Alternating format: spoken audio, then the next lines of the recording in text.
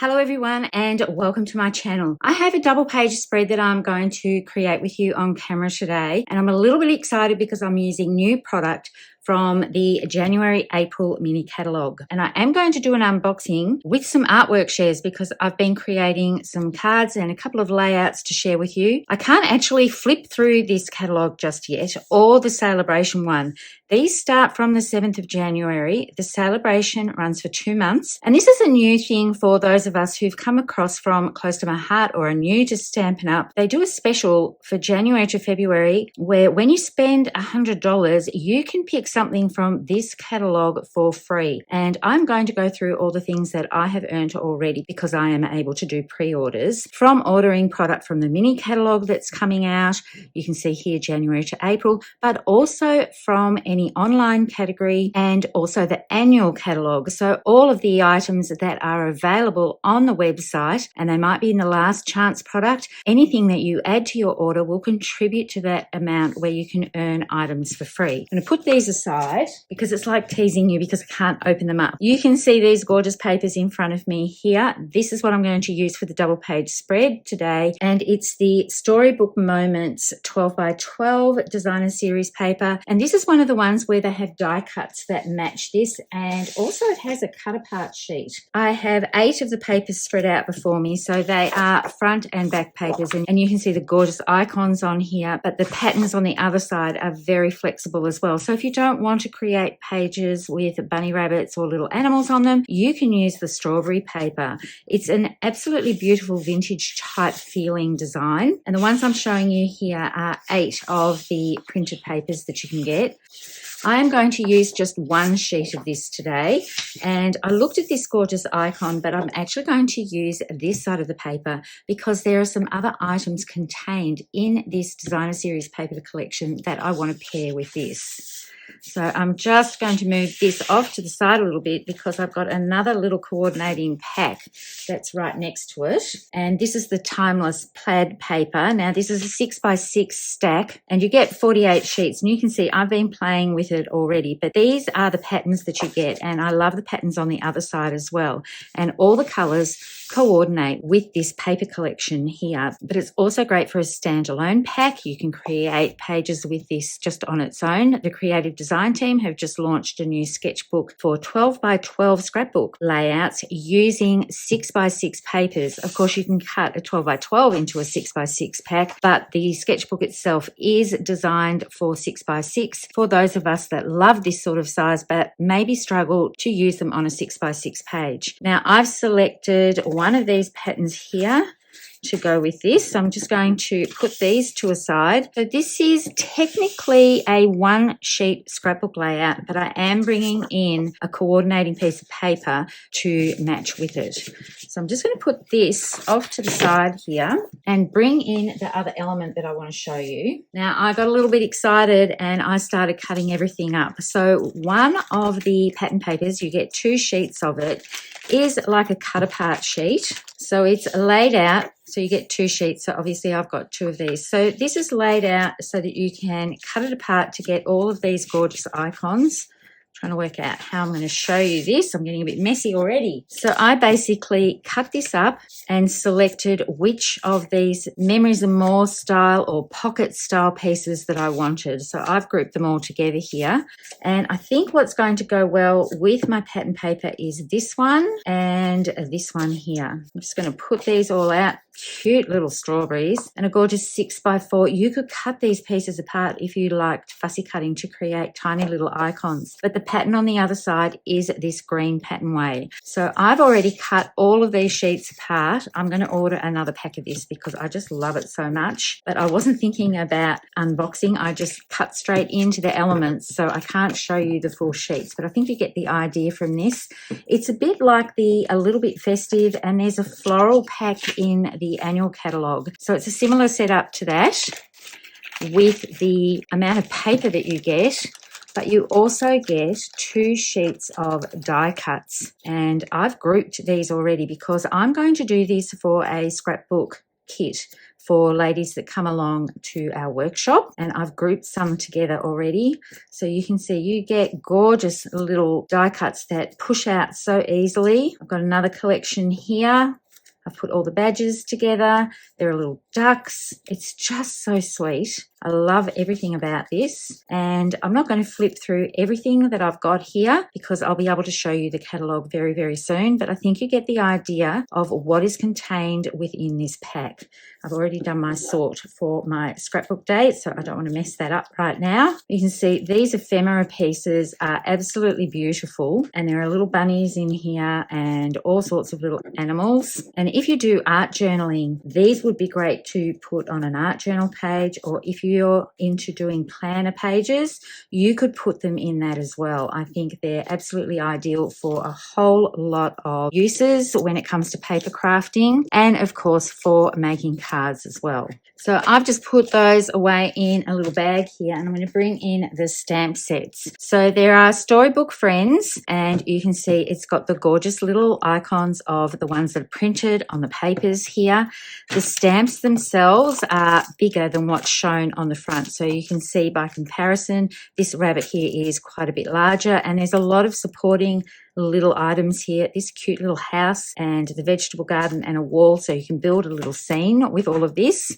And of course it comes with coordinating dies, and some of these dies will cut out the paper here. So you can see this bunny rabbit here will be cut out with the paper and a few of the other items. But what I'm going to use today are these two frames here.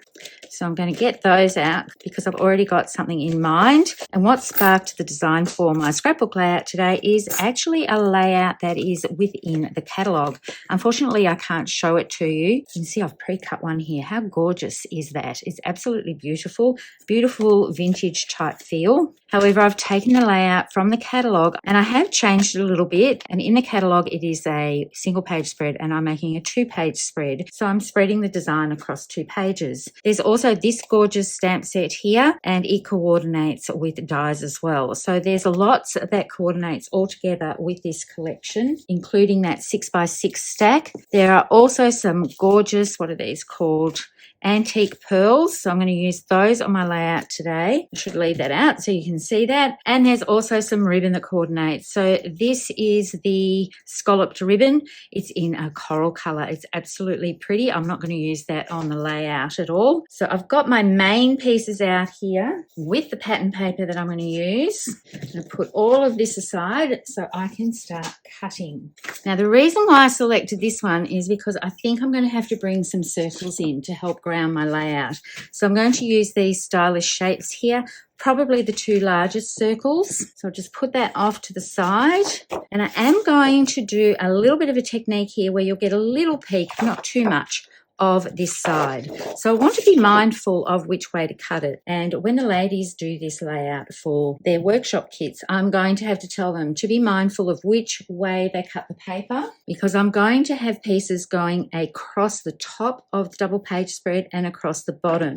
So depending on which way I cut the paper, I won't be able to use it straight across the page if I cut it the wrong way around. So I'm going to tell them that they need to flip the paper over this way so they can decide whether or not they want to use this pattern going across their pages, or if they want to use the more subtle pattern across this way. So even though I'm going to cut from this side, I'm actually going to use this pattern.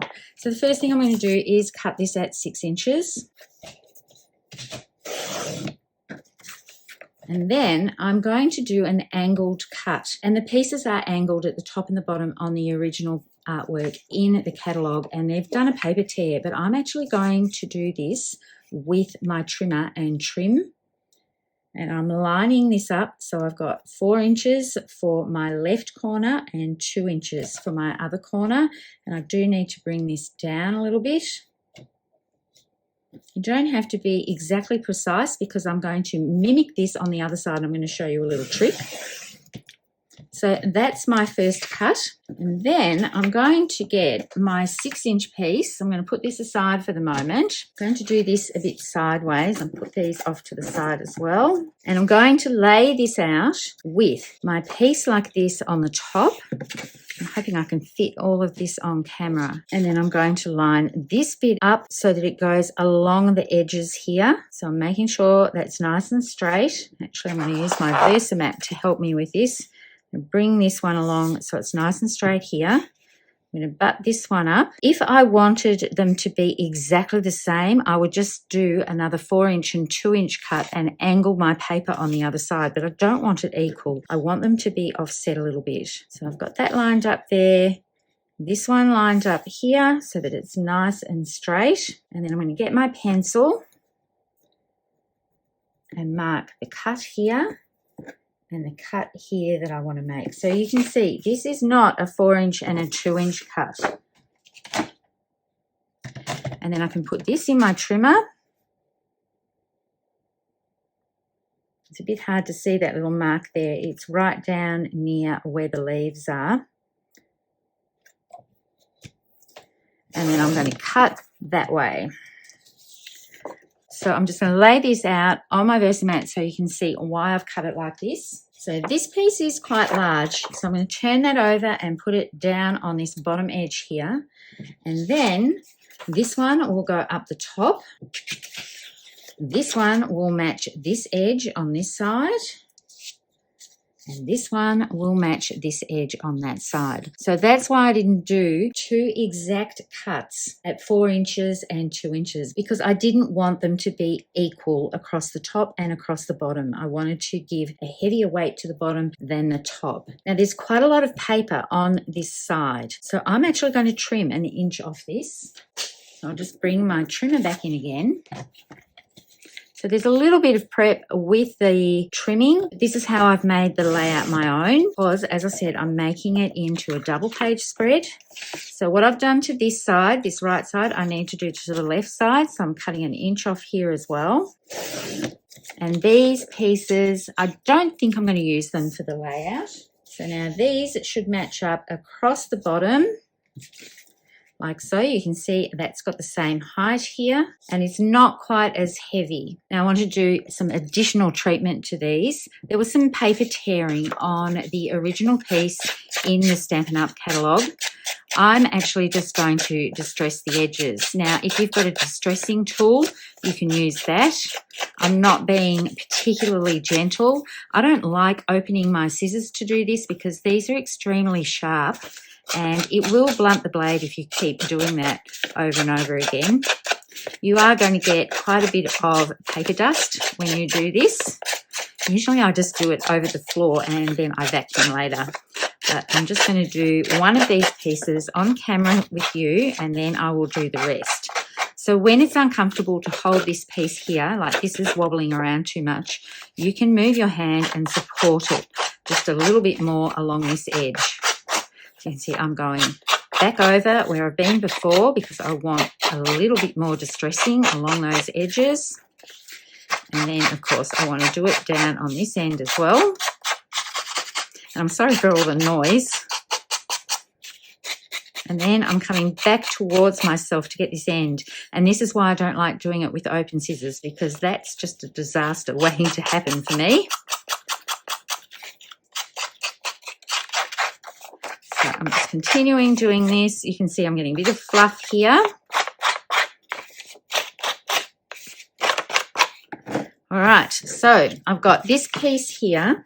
Now what I'm going to do is just bend it back even more with my fingers so that I get a little bit of colour. Now you're not going to see the pattern of this on this side, but I don't necessarily want that. I just found with this amount of paper that I'm using on my layout, and I'll show you when I come to build it, that I think it's going to create a little bit too much of a distraction.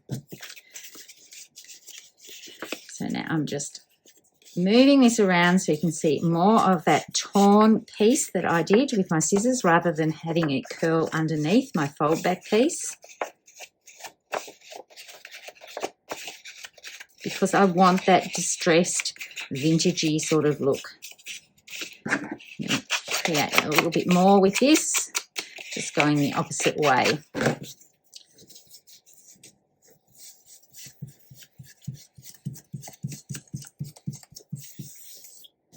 So you can see I've got my first piece done here. I'm going to bring in some cardstock. So I am using basic white for my bases. I'm going to distress and fold back the edges of these pieces of pattern paper, but I don't think you want to sit there and watch me do all of that. The reason why I'm laying this out like this to show you is so that you can see what the layout is going to look like, and also how you can adapt this to use the other side of the paper if you want to use these cute little icons here. So basically all you have to do is turn them over and match them up so that they go across the page and the sides will match. So you see this is the one that matches this, and all my little animals are up the right way. I'll turn this one over and that would go at the top. No, go on the top right. So I'm just matching up the edges so that I get that same flow across the page like this. I'm going to bring in the other elements that I'm going to use. And I'm just going to start with my photo mats here. I have 3 3x4 photos that I have matted onto cardstock and 1 4x6. And I think you can just see from this, even without putting the other elements on the page, that for me, with this design, because it's a little bit dramatic with the diagonals, my eye is going to the pattern paper, not to where my photos are going to be. So that's why I've decided to do my page so that it is around this way rather than the other. Now that one went up the top, I think.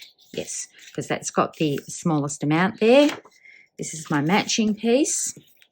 So I'm just going to put that there, and I'm going to show you the difference between using a busy pattern paper to using a calmer sort of tone paper. But don't worry, I'm going to bring in some of this ephemera so that we get some of the images and everything. So these are the little ephemera pieces that I've chosen. I love the gorgeous little mice. They're so cute. So I'm thinking I'm going to have her maybe in a teacup here with this piece of greenery. Might put these mice both on this page, and then I'm going to tuck him in here so he can go there and have some greenery as well. Maybe I'll put the greenery down this side and then some greenery on this side as well. And I think it would be cute for the little squirrel to have the acorns. So this is how I'm thinking it's going to go. Now I'm going to turn one of these papers over again and show you. You could definitely use this side of the paper. If you love this side, there's no reason why you can't do it. Just for me personally, I like having a more subtle tone here, and then my focus is coming in on my photos and my ephemera pieces. And this is where I start building up my other pieces. So I've got this card here and this one. I decided these were the two that matched in with these little icons, but he is very big compared to the other elements on here.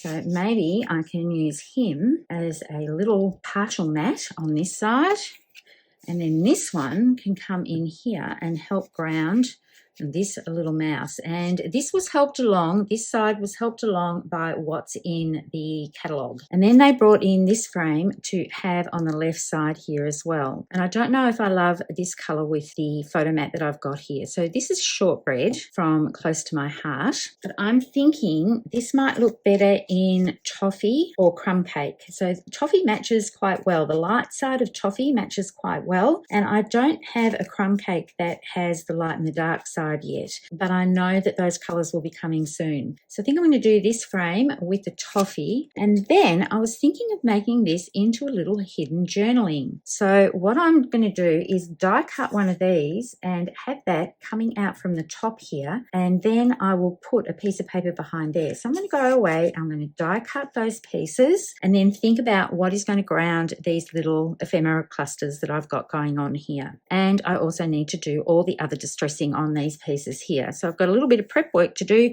before I come back and show you where I'm going with the rest of this design.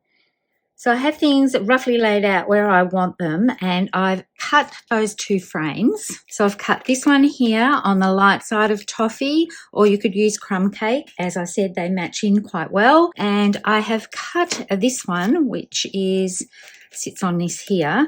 I've cut this one from the light side of shortbread, but you could probably use basic beige. And this is going to become my little journal hidden spot. And I'm going to teach the ladies at the workshop how I cut a slit in my memory protector so that's easy to pull in and out. But because I use top loading memory protectors, I'll be able to pull that out direct from here. It's just an additional thing if you want part of the tag to sit out from this part here. So I just want to show you how I'm going to back this. I've got one here that I prepared earlier. Obviously, this being an open frame, you need to build a little piece here so you can actually do your journaling. So all I need to do really is to adhere this to my basic white, and I'm just going to use my Barely Art glue. It's not as warm today, so I'm hoping that it won't flow out quite as much as it was the other day. When it gets hot here, it tends to ooze out a little bit more and keep flowing.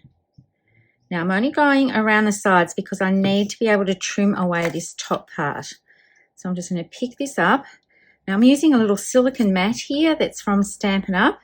And I've done a little test on it, and it's very much like the all-purpose mat that I have from Close to My Heart. So the glue doesn't actually stick onto here. So I'll just give that a moment to adhere, but I do need to trim away these excess pieces. So I can come in and just cut the corners off. If you want it to be a little bit more careful, you can go around the corners. And then I'm going to use my scissors just to follow along the edge. So you don't even need to actually cut this to the exact width and measure it. And then once I get to this bit, and this is why I didn't want to put any adhesive on here, I am just going to follow loosely around with my scissors underneath and follow the curve of this piece. Now, if I need to trim any more away, I can. But that's looking pretty good. And then I'm going to get my glue and apply it just around this piece here so that this piece will adhere to the part that's going to house my journaling.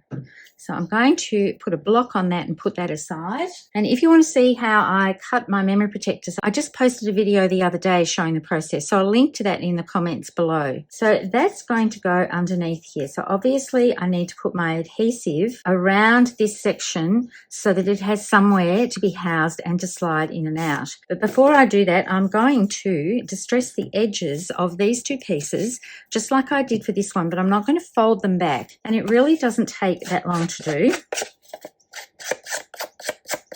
So exactly the same thing, but I'm just doing a gentle distressing here. I don't want to do the large amount that I did on those ones. I was a little bit more aggressive with my scissors, I suppose, and I only want a little bit to show around that. So I'm going to do all of these edges, and then I'm going to trim this one down a little bit so that I can use the other side here. But it's easier to distress all of this before I do my slicing rather than trying to hold on to something that's a little bit too flimsy. So I'll be back in a moment. So I have distressed the edges of these slightly, and this one I'm going to put underneath here so that you can see part of that pattern, and I'm not showing this squirrel at all. So I'm just going to come in with my scissors and come up this way. I have done this before on my channel. It's just a way of extending these pocket cards, or they're called memories and more cards, but it's the cut apart sheet that has just the designer series paper on the back. It's still designer series paper, but it's been printed in a way that you can make all of these little cards. So what I need to do now is adhere this piece to my photo mat, because this is going to be where I create the housing for my little tag. So I'm going to use glue just on the edges so that it's got a nice hold to it and it's not going to move. So I think glue is the better option for this. You could use tape runner, but I only want this inside bit done because I want to show some of this on the outside of this photo mat. So now I can line this up and put that down, and it creates a really cool little partial photo mat. I'm just going to distress the edge of this piece. And so you can probably hear some traffic going past, but I've got a side window open just to let some air in because it's getting quite warm. And I can't have my other window open because there's some trade work going on, and you might be able to hear that noise as well. So now I can use this piece to go underneath this one here. Now I have partially adhered this, and I can distress just the edge of that that's going to be seen. And that just brings this pattern over to this side as well. Just need to pull that up a little bit and line that up. And nobody would know that there is a large print on that side. It's just got that cool pattern paper. Now for this one, it's going to go over here. I'm just going to move my little squirrel and acorns out of the way so I don't lose them. For this one, I want to build a housing for my little pull-out piece. So I'm going to turn it upside down. I want about this much showing at the top. And I'm going to put some twine on here so people know that they can pull that out. So I just need to use some foam tape for this, just so that it sits up enough so it's easy to pull out. So I've got these foam adhesive strips. This will make it nice and easy. And this is starting to come away from the bottom. So I'm just going to use the bit from the outside. You can see I use this quite a lot, and it's really, really handy to have these thin little strips. And I don't have to use a whole lot of dimensionals this way. So I'm going to put a piece across the bottom here of where my tag is. So that will act as a stopper. I just need to move it just a little bit. So that's about where it is. There's the edge. And then I'm going to put some more down each edge so that it will stay and not move around. So this creates a little housing for this tag. And then I just need to put some more across the bottom and the other sides. So now that I've got that done, you can see it's a little bit wonky, but it's not really going to matter because nobody's going to see that side. I'm just going to line this up with the bottom of these photos here, or the photo mats. I'm just going to bring in my T-ruler, and I want the bottom edge of this to match up. And that's going to allow my tag to sit in there and be able to be pulled out nice and freely. Now you might have noticed I've got this piece sitting here. That is the inside piece of this tag, and I'm going to use that to help create my title in just a moment because I've had a thought about how I'm going to do that. This one is going to slip underneath this side. So I'm just going to place that there. I'm not going to push down as yet. And this frame here, I've just put a little 2x2 photo holder behind here, and I've just trimmed the sides down. So I can put a little photo here. I'm not going to adhere the top of this because I need to be able to slide that in later. But I want a fair amount of this to show. And what I'm thinking is I might have this little mouse on this side and put this one in the teacup over here. So this would be a gorgeous page for a baby or even a pet, I think would work really well. And then I'm going to put foam tape just on these sections here to lift this one up just a little bit so it can go over top of my folded back piece. And then for my little title, I'm going to have this come out here, and I'm going to stamp a small sentiment. There's a welcome little one in here, and I think that's going to sit really nicely on there. I think I'm going to stamp in crumb cake. And I've got this Corner in Bloom stamp here. Now, this is one of the Celebration specials. There are 2 items in Celebration that if you spend $200, you can get. I know I mentioned earlier that if you spend $100, you can get a free item from that brochure, but there are a couple of items that if you spend $200 you can earn this, and this is one of them. The other one is a heart package, but this has got a lot of stamps on it, and I was looking at what little element I could put around this welcome little one because it's not a very big sentiment or title, and I'm thinking this little flower will work. I looked through all of my Stampin' Up sets that I have. I was trying to find a little heart and I couldn't find one, so I could use a CTMH one, but I want to use Stampin' Up things for this. So I think this little flower will work well. I'm just going to move this off to the side. I should do a little test because I haven't used this before. So I've got a little offcut piece here. That is really sweet. So as I said, this could be a baby page. It could be a new pet page. If you wanted to make it into a gardening page, then you would do a different title from what I'm doing here. That looks super sweet. I really like how that looks. And then I'm going to stamp a couple of these little floral elements. Just going to test this one out too.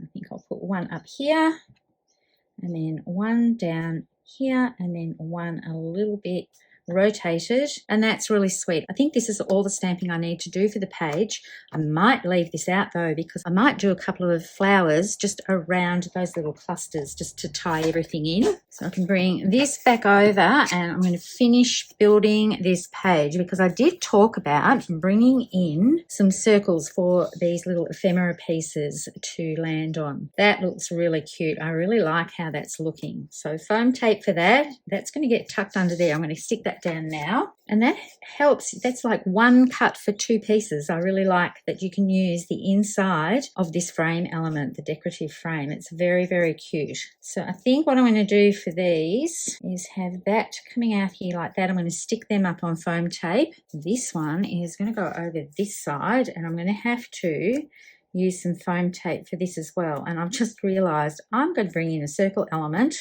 and I've put that down on foam tape, and I don't know if I'm going to be able to lift that up. Let me get my Cricut spatula to see if I can just gently prise this up to, oh yes I can. It hasn't been stuck for very long, so that's good. So out of that gingham paper, or the plaid paper, I've used this one here because I think the brown's going to work well. And I'm going to have, I think, a larger circle on this side. I need to lift this up a little bit more. What I can do is trim away a bit of that circle. So I'm going to tuck some of it underneath here, and then I'm going to put a circle under this one, and that's going to house my little mouse in the teacup. And I really like how that looks. So I'm going to have to cut some of this away.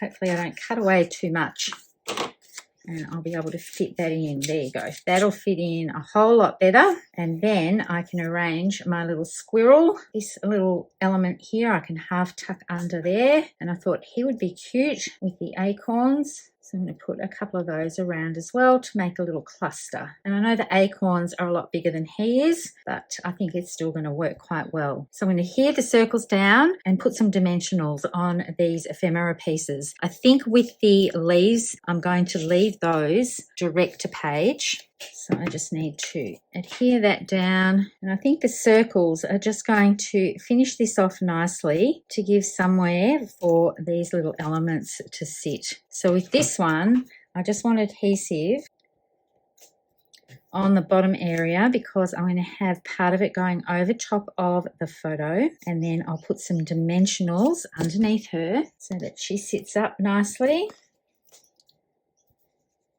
And I'll just do this one on camera so you can see how this all comes together. So I'm just adjusting those until I'm happy with how it looks.